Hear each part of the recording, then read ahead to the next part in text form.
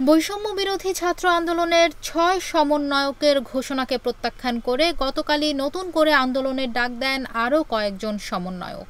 সেই ঘোষণা অনুযায়ী সোমবার ২৯ জুলাই সারা দেশে ছাত্র জনতার বিক্ষোভ কর্মসূচি এবং প্রতিবাদ সমাবেশ করার কথা।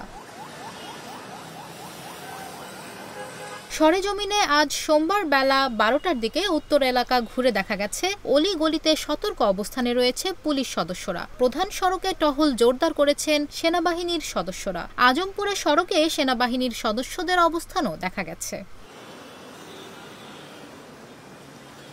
এর আগে বেলা 11:30টার দিকে মহাখালীতে অতিরিক্ত পুলিশ সদস্য মোতায়েন করা হয়েছে। এ নিয়ে ডিএমপির গুলশান জোনের ডিসি রিফাত রহমান শামীম বলেন, জামাত শিবিরের দুষ্কৃতিকারীরা আবারও এখানে ঝামেলা করতে পারে। এই খবরেই অতিরিক্ত পুলিশ মোতায়েন করা হয়েছে। আজ সোমবার বেলা ১:১টার দিকে মিরপুর ১০ নম্বর গোল চত্বর ঘুরে দেখা গেছে গোল চত্বরকে কেন্দ্র করে বাড়ানো হয়েছে পুলিশের উপস্থিতি। পাশাপাশি ১০ নম্বর গোল চত্বর থেকে শেওড়াপাড়ার দিকে যাওয়ার সড়কেও বাড়তি পুলিশের উপস্থিতি দেখা গেছে। সড়কে যানবাহনের চাপও রয়েছে।